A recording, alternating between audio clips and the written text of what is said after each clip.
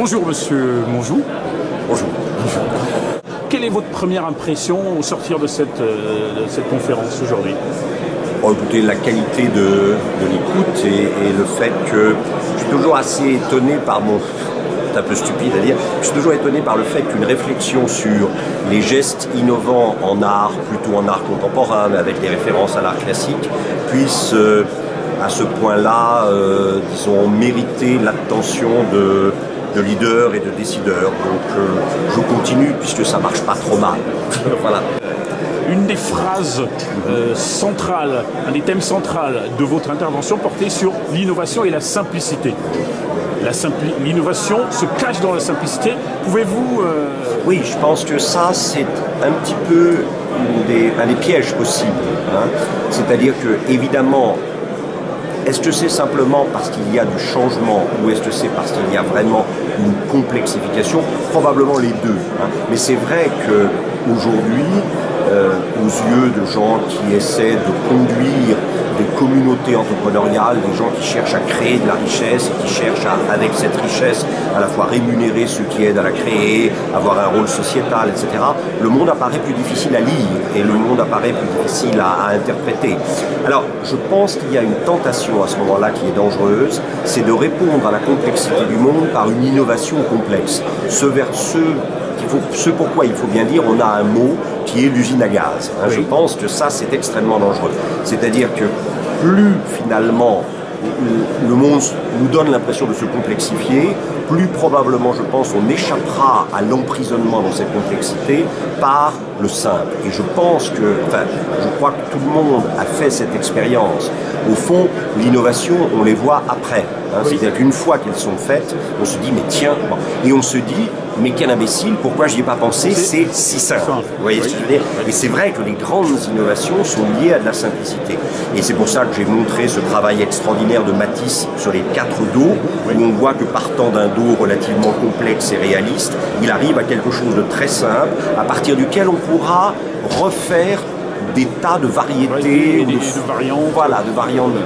Et c'est ça, revenir à cet ADN en quelque sorte, revenir à ce noyau dur à partir duquel, et si on a laissé ce noyau dur disparaître sous les formes qu'il a prises, de temps en temps il faut évacuer des choses pour permettre au noyau dur d'être à nouveau créateur et porteur de nouveautés. Alors, finalement, l'innovation, c'est de la simplicité, c'est souvent la répétition vers l'essentiel que nous ne percevons pas. Oui, nous ne percevons plus. Qui est coupable? Celui qui la commet et qui ne sait pas la communiquer ou celui qui ne sait plus la voir? Alors c'est là où je crois quand même, il y a un devoir de légitimité du leader qui consiste dans une extrême vigilance. Je pense que le leader n'est pas simplement... J'ai dit souvent que le leader était caractérisé par un strabisme divergent heureux, c'est-à-dire que le leader est quelqu'un qui regarde le monde, qui regarde la complexification du monde, les enjeux financiers, le déplacement des lieux de production, les nouveaux circuits commerciaux qui se mettent en place, la marginalisation d'anciens centres, par exemple l'Europe, par rapport à des échanges. Quand on voit le rôle que jouent comme hub aérien, par exemple aujourd'hui les Émirats, on voit bien que peut-être pour arpenter le monde, les grands décideurs et les grands commerciaux des années à venir, des décennies à venir, ne passeront plus par Paris ou par Londres, parce que voilà. Donc tout ça, il est très très important que le leader ait un œil sur le dehors. Mais je crois aussi fondamentalement important que le leader ait un œil sur le dedans. Le leader doit être vigilant. N'oublions pas qu'innover, c'est toujours un peu détruire, c'est faire bouger. Les gens ont peur de se lancer là-dedans. Les gens se disent, oh là là, si je dis, tiens, on devrait abandonner ça, ou casser ça, ou passer à autre chose, on va me tomber dessus, etc. Et donc, je crois que les gens sont un peu craintifs à l'idée de faire part de leur originalité, de leur nouveauté. Et c'est là où je crois le leader a un rôle essentiel, qui est un rôle de regard, de vigilance, d'attention, de bienveillance. Il faut que le leader, d'une certaine manière, veille sur ces innovants et ce regard, le regard bienveillant, attentif, exigeant du leader, c'est ce qui fera que les gens diront écoutez, moi j'ai pensé à ça, qu'est-ce que vous en pensez? Vous voyez ce que je veux dire? Ça fera sortir finalement l'innovation du cœur même de l'entreprise, plutôt que d'aller... J'en parle à mon aise puisqu'on vient me chercher pour en parler, mais plutôt que d'aller chercher des gens dehors, faire mettre les gens en position de se dire, tiens, mon leader, mon patron d'équipe, là, il a l'air de penser que je peux faire quelque chose, que je peux apporter quelque chose, alors je vais l'apporter. Voilà.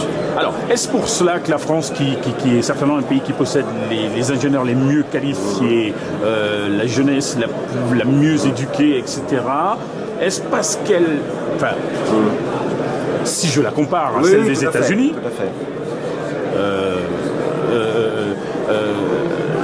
n'apparaît pas paradoxalement comme le peuple le plus innovant. Oui, c'est de la faute de ces leaders?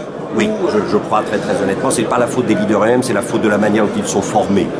Nous avons un très gros poids versaillais.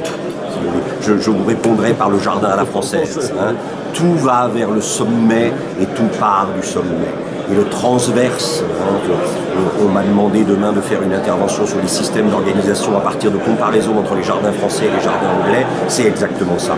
Un jardin anglais, c'est un jardin qui privilégie la construction du sens par le multipolaire et par le transverse.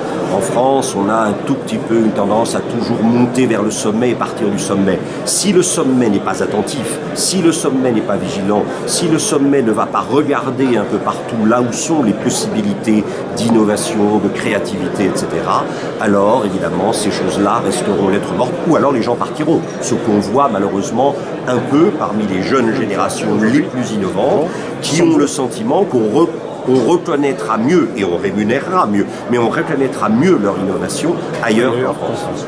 Merci Monsieur Mongeau. Merci à vous. Merci beaucoup.